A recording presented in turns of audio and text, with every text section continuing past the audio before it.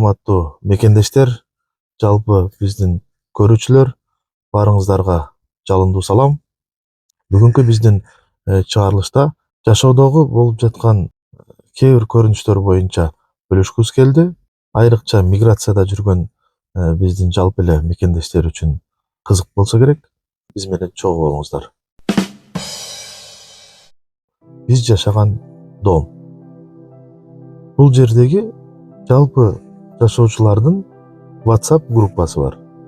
Күнүгө ушул жашоочуларга тиешелүү домдун тегерегиндеги ар кандай болуп жаткан көрүнүштөр боюнча бири-бирине кабар жеткирип бөлүшүп турат. Негизи бул жакшы ишарат.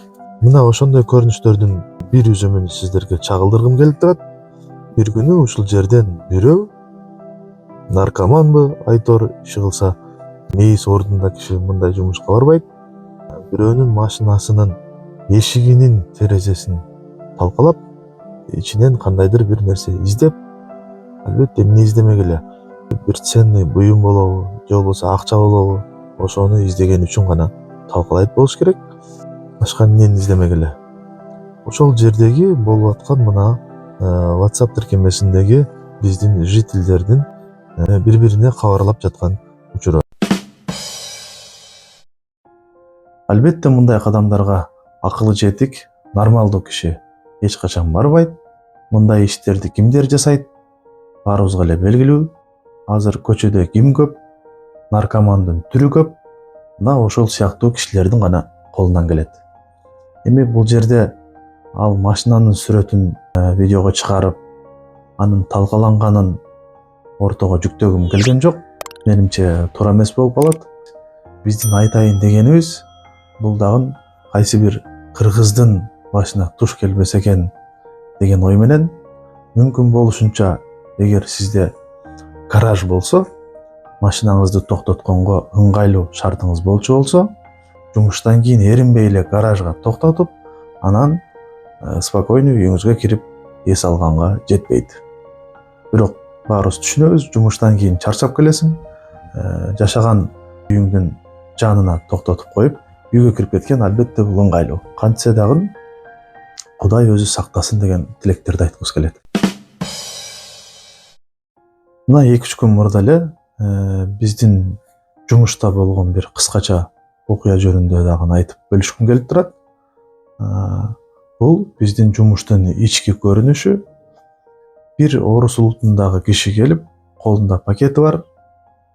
Ушул пакетти бир азга кое турайын, мен азыр кайра келемин деп, ал дагы жердеги өзүңүздөр көрүп турган отургучтун үстүнө пакетин коюп, шашкан бойдон чыгып кетти. Биз макул деп же жок деп айтканга да үлгүрбөй калдык. Бул нерсени туура эмес кылып койдук го. Эмне үчүн мен макул болдум деп өзүмчө ойлонуп аткан учурда дагы бир башка орус улутундагы киши кирип, пакетти ушул жерге койдубу, кечиресиздер деп пакетин алып кайра чыгып кетти. Муну менен мен эмнени айткым келет? Ошол жерде менин катачылыгым жок, пакетти койгонго деги эле эч кандай буюм тайымды койгонго болбойт. Эгер сиз бизге кардар катары келсеңиз, кандай гана буюм тайымыңыз болбосун, өзүңүз менен кошо сөзсүз түрдө алып кетишиңиз керек дегендей мааниде жооп айтып, мен макул болбошум керек болчу. Бирок баягы жерде бат эле тез аранын, тез убакыттын ичинде болгон кыска окуя болду. Бирок бул жерде мен өзүмдү күнөөлүү деп эсептейм. Мындай окуялар аябай тез болот. Бат-баттан башты айландырып, башкача план менен келген кишилер деле ошондой бат кишинин көзүн тегеретип, башын айлантып, бат чыгып кеткенге шашат. Ошондуктан эч качан мындай күтүүсүз болгон жагдайларга тике карап, эч качан ашыкпай, кандай гана буюм болбосун, кичинекей телефонбу же жана башка бир көзгө көрүнбөгөн буюм болсо деле, кое турайын, азыр келип алып кетем деген сыяктуу суроолор менен кайрылып кирчү болсо, эч качан макул болбошубуз керек. Бул нерсе сиздин жана биздин коопсуздук үчүн өтө маанилүү болуп эсептелет. Дагы бир баарыңыздарга эле орчундуу катары белгилүү болуп турган маселеге көңүлүңүздөрдү бургум келет. Мен азыр сиздерге МВДнын жалпы элдерге сабак болсун катары чыгарган материалын көргөзүп берейин деп турам. Баарыңыздар назар салыңыздар, чогуу көрөлү. МВД предупреждает. Это незаконно. В подъезде или во дворе вашего дома появились подозрительные незнакомцы. Они что-то прячут в укромных местах и потом фотографируют, разрывают клумбы, портят домовое имущество, на вопросы реагируют агрессивно. Будьте осторожны. Скорее всего, ваш дом приглянулся наркозакладчикам и их клиентам. Что делать? Не пытайтесь самостоятельно задержать тех, кто делает закладки или ищет их, это может быть опасно. Вызовите полицию. Запомните приметы закладчика или наркопотребителя, направление движения, марку и номер автомобиля. Эта информация поможет полицейским в розыске предполагаемых преступников. Важно! Не трогайте место закладки. Не прикасайтесь к сверткам. Это осложнит работу экспертам-криминалистам.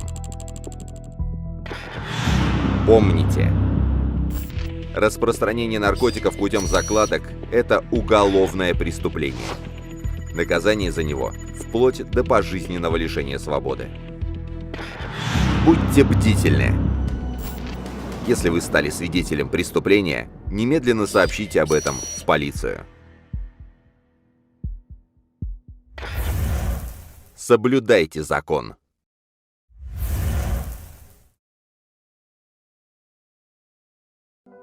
Мына ушундай достор, өзүңүздөр көрдүңүздөр. Мен ойлойм, баардык эле мекендештер үчүн маанилүү, ошол эле учурда пайдалуу. Кээ бир учурларда балким биз өзүбүз байкабай калышыбыз дагы толук мүмкүн.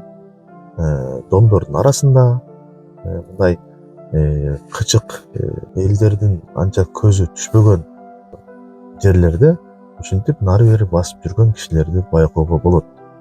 Ошондойлордон мүмкүн болушунча кичинекей балдарды абайлаш керек, этиятташ керек, андай жерлерге жакын басып барбаш керек.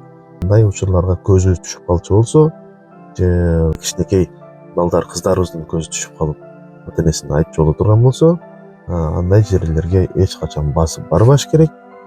И ал жерди чукулап, казып, кызыгып көрбөгүн деп кулагына куюп, күн сайын түшүндүрмө берген бул ашыктык кылбайт. Биздин бул чыгарылыш аркылуу мекендештерге айта турган негизги максатыбыз күн сайын түрдүү кишилер менен көрүшөсүң. Ар кандай сүйлөшүүлөр жүрөт. Эмне гана учурлар болбосун, өзүбүзгө сак болсок, бул өзүбүз үчүн эле жакшы деген сөздү гана айткыбыз келди. Бар болуңуздар, эң башкысы аман болуңуздар. Ишиңиздерге ийгиликтерди гана каалайбыз. Ассаламу алейкум. Көрүшкөнчө.